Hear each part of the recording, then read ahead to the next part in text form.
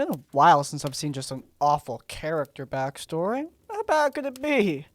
Pala is the first pair of flesh legs to be animated by the mad alchemist Vertrone.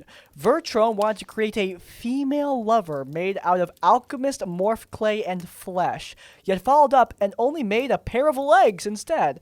Somehow, the legs gained awareness and a psionic voice and was able to function just with the legs, connected to an energy morph membrane that controls them. Paula was used as a...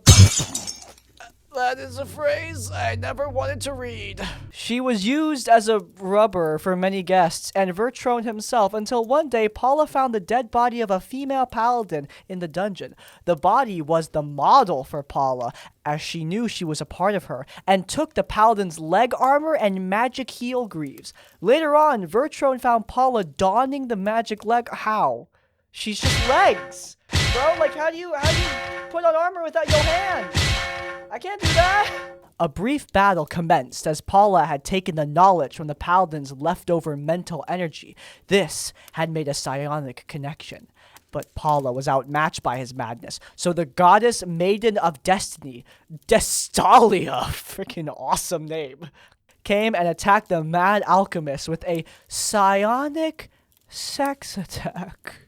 As the mad alchemist was being rubbed, Paula managed to escape. Now she's on the run from the mad alchemist. Wait, hey, the goddess left him alive? Goddess, please, goddess, I beg of you, mercy! Now you're gonna get it. Mortal, you have transgressed, and for your crimes, I shall now take my leave of you. Goodbye. Yeah, finish him off once and for... Wait, hey, what did you say? What? I gave him a stern talking to. Dude! Are you kidding me? Like, I mean, I was thinking about having extremely hot TV sex. Okay, why, what? No. Okay, if you don't do anything, he's gonna chase me down forever. Well, I need him to be the bad guy in your personal plot arc. I'll make him listen to KSI's new song. How about that? Deal. No. Goddess, no, please, make it stop! Make it stop! I can't do this anymore! You know? I have no words, and yet I must scream. It can't get much worse than this, right?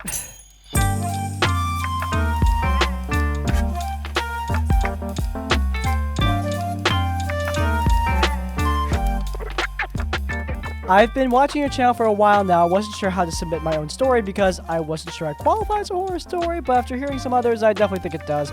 The story happened when I was in the 9th grade. My best friend, no longer with us, rest in peace, was putting a game together. He invited me and several other friends from his different friend groups, which consisted of myself and one of our close friends and a few other players who mostly weren't relevant. Our mutual, who we'll call Druid, was the only girl in the group, which is sadly relevant.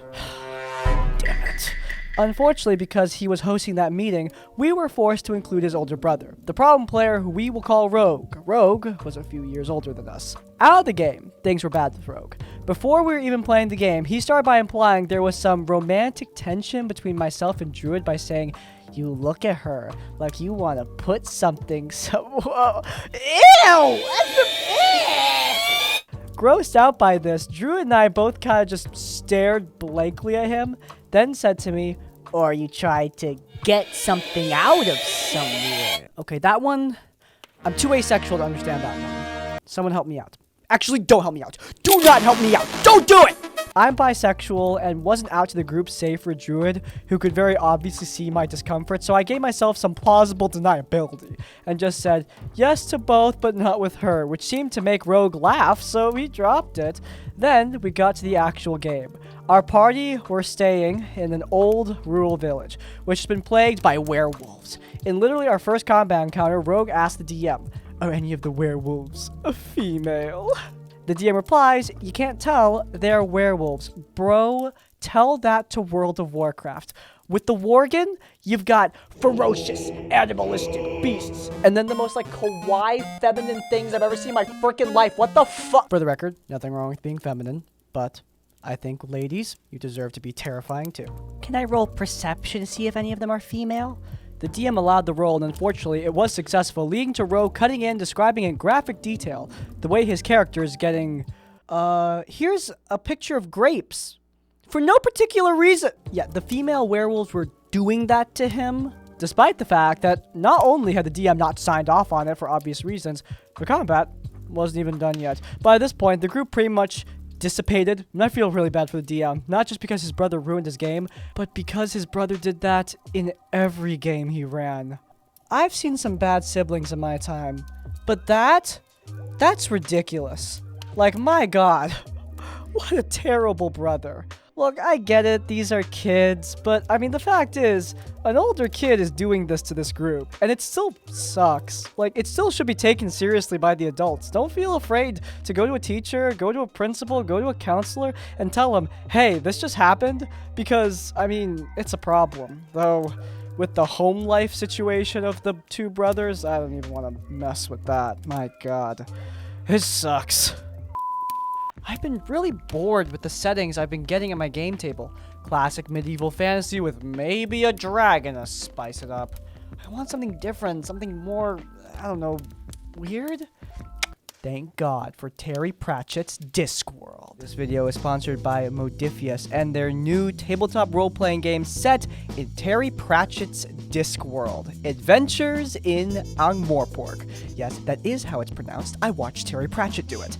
But pronunciation is far from the strangest thing you'll find in this book. Discworld is filled with wondrous fantasy and adventure. Oh, and puns. Those two, there's a lot of puns in this game. But beyond the witches and giant space turtles, Discworld also is a game. You'll find plenty of familiar mechanics, your full set of polyhedral dice as you'd expect, but plenty of new material as well to keep your game table engaging if you want to play something new beyond what you're used to. Consequences are a system in Discworld. You've got stuff that's fairly inconsequential, like somebody pranking you with a kick me sign on your back, or you have stuff that's exceptional, like dying. These are gameplay traits for your character, so make sure not to accumulate too many bad consequences. Or do. I'm sure your GM's gonna get a kick out of that. If you guys are interested, then you can head down into the description down below or the pinned comment where you can pick up the Discworld RPG. Thank you so much to Modifius for sponsoring today's video.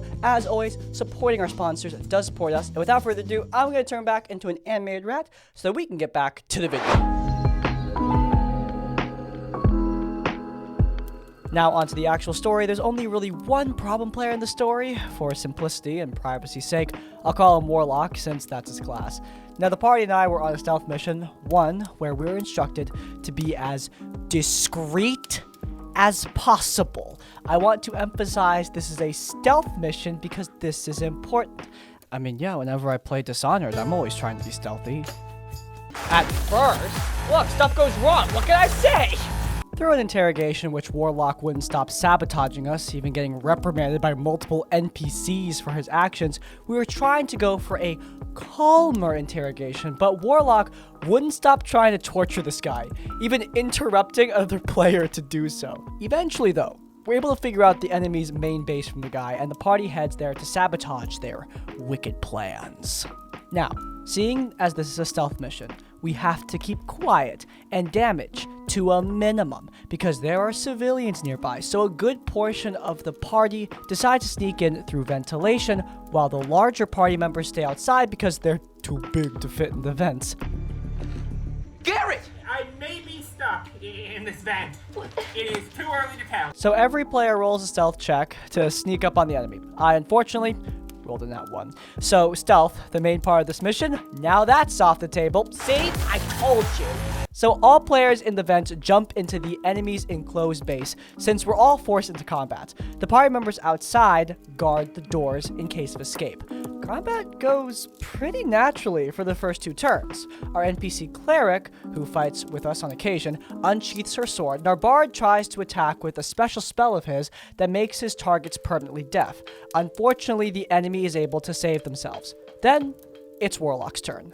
Now, Warlock says he's going to shoot a fireball spell at one of the enemies. The enemy our bard is now attacking and is standing next to. Not to mention, the entire room is filled with containers of hydrogen, one of which is right next to the enemy. Why is there hydrogen everywhere? I have additional wishes for our lair. What more could you ask of me? Oh yes, I wish to add explosive barrels to every important foundational corner of our lair. I swear it will be done, Wait, hold on, what did you want? And make sure to paint them bright red, so that everyone may know what they are. Why? Why would you do that? I am the master of this dungeon, and you will obey my commands, or you will suffer my Dude, I really don't care right now. I know I'm just a minion, but I will unionize all the minions to stop this from happening. It's a dumb idea. Okay, can you explain, why it's a bad idea, though? I think it's great. We baddies always do this. We leave a bunch of inexplicably red, explosive barrels everywhere around our compound. And then the heroes come in, and then they shoot them with one firebolt, and then we all blow up, and our lair collapses on itself, and then we look stupid. We won't look stupid, alright? I promise. 1 hour later. Told you so. Oh, he's dead. Dang it. Anyway, the Warlock rolls damage. It rolls extremely high, vaporizing the enemy and hitting our Bard. Our Bard unfortunately fails his saving throw and takes full damage from the hit. And because the fireball hit the hydrogen container, it friggin' explodes, so our Bard is forced to make another saving throw. He also fails that, and now the Bard is on the floor making death saves. The player of the Bard was not pleased, but he didn't say anything because he's really non-confrontational. After some of the party members take their turns, it's my turn. And since I'm playing a Grave Cleric, I run over to the Bard and stabilize him so he doesn't have to make any more death saves and has some HP back. Unfortunately, an enemy goes right after I do, throwing a flash grenade in range of me, Warlock, and Bard. Me and Bard fail our saving throws. I fail by somehow rolling a nat 1 again, so me and Bard are now blind and deaf until our next turn. But Warlock made the save. The next person was our NPC Cleric, who, seeing Bard's state, lays a healing spell on Bard. Luckily, that means Bard is back up at 24 hit points. When it's time for his action, he rushes an enemy and takes them out in one strike. Then, it's Warlock's turn, once again. You'd think after forcing an ally to do death saving throws, he'd be a bit more cautious. But no, he plans on casting Fireball again. Now, I'm really close to Warlock, since I had to rush across the room to get to Bard, who had been basically thrown at Warlock's feet because of the explosion. So I tell him not to do that since I'm so close by, and I might get hurt. And he says it would be funny, and casts Fireball, aiming at 2 enemies who you're never gonna guess are standing next to more hydrogen containers. Bro, this isn't a Warlock, it's a sorceress, and her name is Nixie. Oh my god! His attack not only kills the 2 enemies, but the last remaining enemy in the crossfire. But, of course, it also causes another massive explosion on our mission, where we were instructed to be quiet and discreet. We raid the enemy's bodies and go back to report, but obviously they're not happy. Luckily, somehow, I'm able to sweet-talk them in roleplay to not get too mad at us. But yeah, I really like this D&D group and the people in it, aside from Warlock, and I don't want to leave, especially since I'd be abandoning my brothers. But I can't work with Warlock at all. If he keeps acting like this, I'm gonna have to leave. I know the obvious answer is talk to the DM, but he's known the Warlock longer than me. I only have known the DM for a month, and I've only known most of the party for that long, aside from my brothers, of course, so I'm scared to say anything. I really don't know what to do. Warlock's behavior genuinely ruins the game for me. I just don't know what to do. I hate confrontation. Look, confrontation sucks, but this is one of those small things that can turn into a big thing if you don't talk about it. For starters, I understand the hesitation because the DM and Warlock have known each other for a while, but if the DM blatantly plays favorites or worse, gets mad at you for bringing up these issues, legitimate issues that you have, then frankly, that's not a DM that's worth sticking around for anyway. If the DM acts like a dick, you've exposed a dick, and I think that's a win.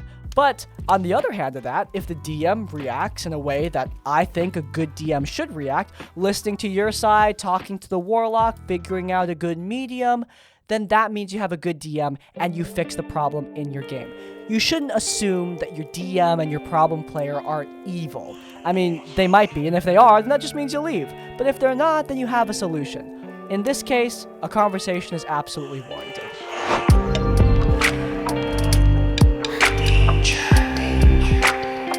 The story revolves around the player I'll be calling Amy. Amy was a girl I met in elementary school alongside other people, all of whom will become my closest friends to this day. After a single year of separation with moving situations, I met up with Amy and the rest of the friends to finish out my final years of high school. It was then that Amy introduced me to our tabletop role-playing game club. I quickly fell in love with the game and made even more friends at the table, as well as managing to convince many of my other friends to join too. Now, I may have tricked you with the mention of high school. Because the horror story doesn't really belong there. Well, more to say, the seeds were planted during our time at the club. And as the rest, myself and my friends, matured in our playstyles and storytelling, even beginning to share the mantle of DM around, Amy's mildly annoying habits began to show themselves for what they really were. Starting with, usually, a green flag, Amy was extremely enthusiastic about playing outside of the game. She would often talk shop character stuff with DM or players of whatever campaign she was currently in, even trying to set up character moments in advance between these parties. When I DM'd, I was always very excited to see such interest in the campaigns initially, and I'm sure my other friends had similar experiences to mine on this front. However, this behavior slowly started to build up an out-of-game main character syndrome.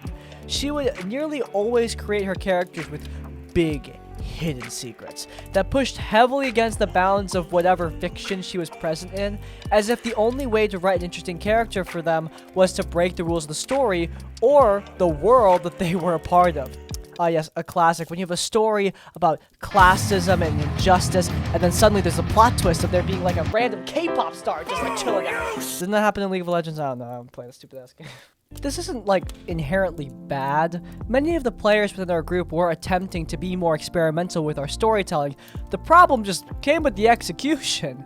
This leads to the yellow flag, in-game apathy. After all the work out of session she would do, and all the excitement and big secrets and twists she'd plan in-game, she would act indifferent or, like, vaguely interested in the current plot of the game on a good day.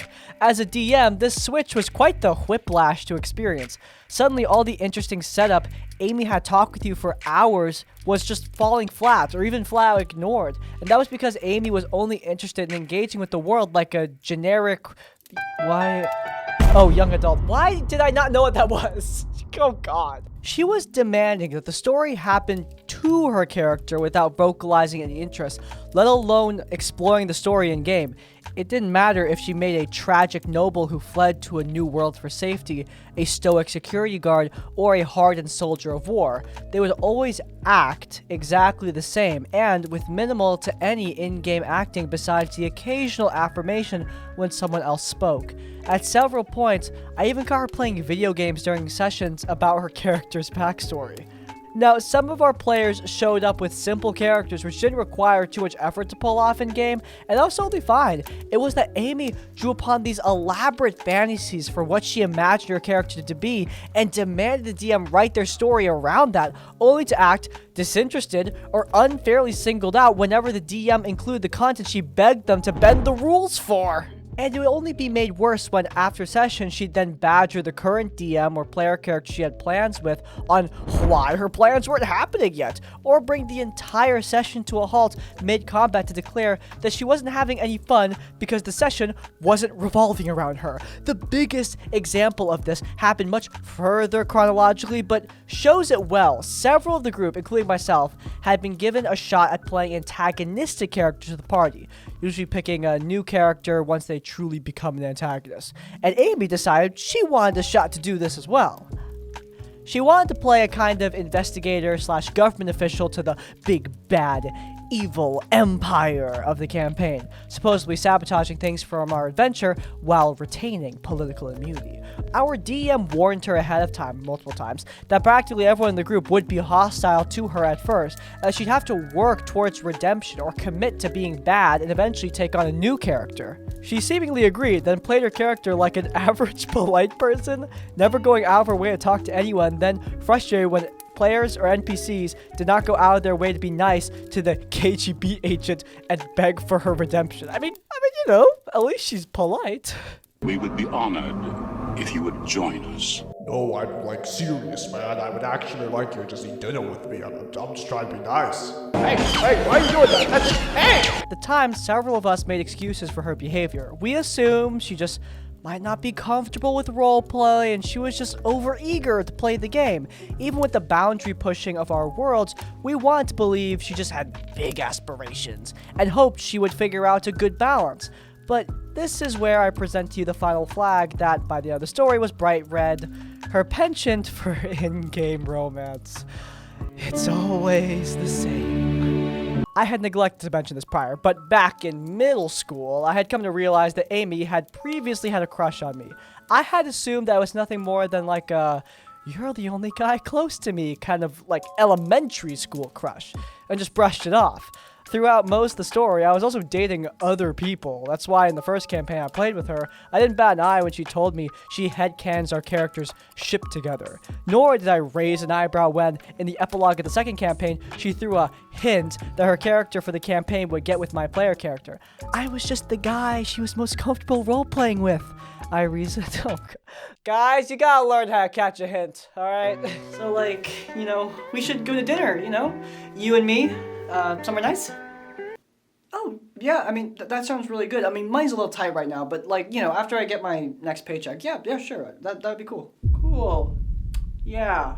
You know, like, I heard there's a really private bar, you know, we could grab a drink. My place is, like, right next to it, so, you know. Oh, I'm not really a drinker, but, I mean, like, yeah, I'd love to hang out. Yeah, okay. I'm madly in love with you and want us to just...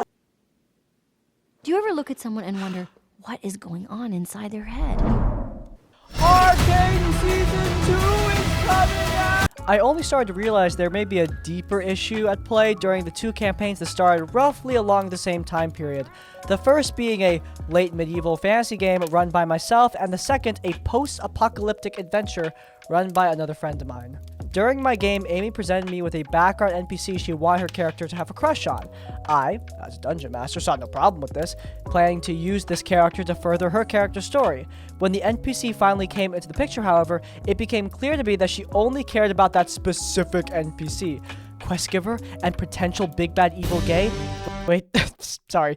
Potential big bad evil guy giving her a chance to avenge her family? Yep, didn't care. Her thought-to-be-dead brother came back as evil and brainwashed and tried to kill her. She talked to him only after they captured him and ignored him for the rest of the campaign. But that NPC, Amy wanted to talk to that NPC every chance she got. It had to be to the point where I had to have the NPC run away from her so that the plot could progress, all with her complaining that she didn't get to talk to them enough after the session. Post-apocalypse campaigns where things get much weirder. You see, in the system being used for this campaign, each class will be given suggested names to match the vibe the class gave off. When I found that my own personal name was suggested for one of the classes, I made the, in hindsight, poor decision to play a spoof of myself.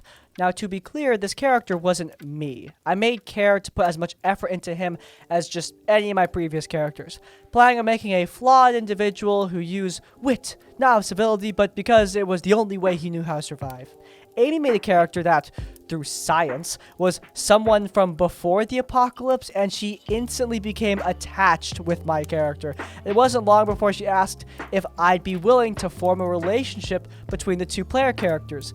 I agreed! Oh, great, awesome. I wish you many fat children. The good ending.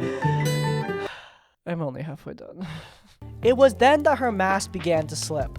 Much like before, she would do nothing to further our dynamic between our characters, despite myself at multiple turns trying to form a deeper bond between my player character and hers. The cycle would go on. I'd try to get some roleplay in game, she'd sit there like cardboard, and then after the session, complained about how her player characters lacked chemistry. Tales of your beauty, they have spread far and wide. And at last they have reached my ears. I would be honored if you would be my girlfriend. Yeah, this doesn't feel right.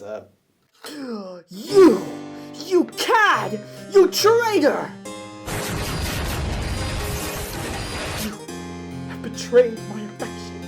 I loved you this whole time, and yet now you leave me. Now you say something. Monster, you. Beyond that, she also began to criticize my character choices. My character had initially idolized hers because he saw her as special for being there from before the apocalypse, but eventually her character's self-righteous attitude began to cause friction and trouble for my character's livelihood. As my character began to show stress, anger, and cruelty to raiders breaking into his home or people threatening to kill his closest friend, she would go out of her way to state her displeasure to me after the session, saying my player character wouldn't act that way. This wasn't a case of my decisions clashing with the party either. They were also playing characters with those flexible morals that had no qualms with what my player character was doing. It was Amy assuming my PC would act as she imagined I would act. This showed up mostly in cases outside the attempted in-game relationship, but considering future context, I'm pretty sure this was also why she wasn't happy with the player character either. She couldn't imagine that I would have poor chemistry with her, so I must be playing my player character wrong. It was around then that I broke up with my then girlfriend, and the great plague of the 20s hit, leading to one of the worst few months of my life. It was only then, at the lowest I'd ever been, isolated from all my friends and reeling from a breakup, that Amy asked me out. God, this is a trope in fiction that has to go. Alright? It happens all the time and it needs to stop! Look, in fiction, it can be kind of cute. What? It can be cute, alright? In fiction. But in real life, it's... Ugh. I had enough foresight to say I wasn't in the position to date someone right now, and that I could see how I felt when I moved to the city with my friends, and after, we all moved out of school. It was then a year later, in the basement suite my friend and I rented out together and surrounded by my closest friends, that I got drunk, and she took the opportunity to harass me.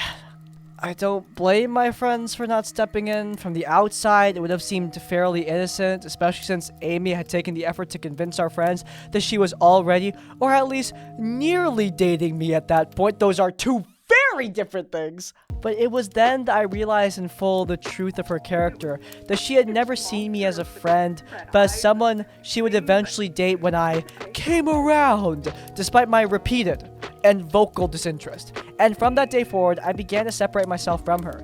Hell, I even found this amazing girl at college through my D&D club I started, and I've been dating her to this day, and I even plan to marry her next year. As I began to distance myself from Amy, though, I also began setting up proper boundaries in my gaming. My Apocalypse player character went through a transformation due to him dying and coming back, using that as a setup to make my persona no longer so interested in this not-at-all budding relationship. For the record, you could break up with someone without needing to die. You could just break up with them, it's all good. In future games I DM'd, I began setting hard rules and boundaries on player-character relationships, and I stopped allowing her to push the boundaries of my world needlessly. Amy didn't respond well to these changes. In the post-apocalypse game, she tried at every point to bring up that our player characters had been in a relationship, especially when my girlfriend started tuning into our sessions. And at one point, she even tried to abuse my DM's then ignorance of the fact that she made me uncomfortable to try and interact with my player character when I wasn't controlling him. In my campaigns, she would constantly try to skirt around rules by making characters who simp or have a lover off screen in a desperate bid to regain their ability to project onto their characters' relationships. And this behavior began to spread to other campaigns as she pushed hard against any boundary I or others began to set in place. The climax of this pushback and subterfuge was reached in the game my friend and then roommate was setting up. I had initially not been invited to the campaign, and upon hearing my interest and needing another player, he asked me to join. At that point, my character was only a glass in a race when Amy sent me a message. Hey, I was just wondering what features you, or more so your character, find attractive in a person. Now, I should provide a bit of context. My DM friend had set up this campaign with no PC romance allowed, and my girlfriend is one of the other players in the campaign. Sensing something was up, I only asked her why she wanted to know. Her answer shocked me even to this day. Oh, I'm just giving my player character a gay twin brother so you can date him, and I want to know what he should look like. What? Bro, when I said big bad evil gay earlier, I was so prescient. Ugh, you guys gotta listen to me more. I'm practically clairvoyant. More context. I had come out as bisexual about a half a year earlier. I'm not sure I need to explain all the reasons why this is uncomfortable, but there is plenty to be found in the story alone. When I pushed against the idea saying I hadn't even given my character a name, let alone figured out his orientation, she seemingly backpedaled, lamenting that she couldn't date my girlfriend's player character in an unsubtle attempt to remind me not to romance my girlfriend's character, then still sent me a picture of several tiefling horn styles and asked which one I preferred. Her character was a tiefling, by the way. After this conversation, I then asked my dungeon master about this, where it turned out she had not told him her intentions in making this NPC. Amy had tried to trick both myself and the DM into creating the circumstances for me to date a twin of her character on my own in order to get around the no PC romance rule. All while nearly fetishizing my sexuality at the same time. I was appalled. It was probably a month or two after this that I officially severed ties with Amy, with much of the rest of the group following suit over other issues. I honestly hope she's doing well, but I wonder just how she managed to get to this point, being so delusional as to assume in-game romances meant I was gonna date her one day, despite me rejecting her multiple times throughout middle school and high school. Ultimately, I think that this was the reason all the problems existed. Projection. She didn't really care about her character's story because they were only ever a vessel to imagine a relationship between herself and I. Not a fun way to tell stories with her friends. TLDR, friend since elementary school ruins multiple years of long-term friendship because she uses D&D as a vessel to project a relationship between her and myself. Oof, we have a saga on our hands, and this one was rather uncomfortable, wasn't it? This is not the worst kind of intrusive flirting we've seen, but if anything, in my opinion, that makes it way worse for me, because it's just more relatable. Like, this is the kind of thing that many of us have seen or experienced before. Maybe not in school, but in work or among a friend group. I mean, it happens. Someone has unrequited feelings, and they will just not let them go. Look, if you want my advice as somebody who has no romantic feelings at all, my advice is this. Don't try to flirt through a tabletop game. That's weird. Don't try to use proxies, okay? It doesn't work for anything. Just put yourself out there and see what comes. And if nothing happens, then the relationship probably isn't meant to be. I don't know. Seems basic to me, but I guess some people just can't wrap their head around it. Romance in games like this can be so cool. I've had so much fun with romantic subplots. But, I mean, God, not if they're done like this. Hey, that's a wrap. If you guys enjoyed, you might enjoy our previous episode on a bit of a Tumblr girl who got a creepy fantasy in her D&D game. It's linked up in the cards. But before you go, please do leave a like on this one and subscribe to Crispy's Tavern so you don't miss any of our content as it comes out. And finally, if you want to leave your own stories or thoughts, you can go down in the comments down below. If you can't think of a comment, leave the comment one-sided to let me know you made it to the end of the video. Hey, by the way, if you have your own horror stories, you can send them directly to us. There's an email down in the description down below. Send your stories our way for a chance to be featured in one of these videos. But hey, even if you don't have any stories, in essence, like, comment, subscribe. I will see you all next time. Farewell. And like a real sword would be way longer than this. So like, how do you even do it, man? It doesn't make any sense.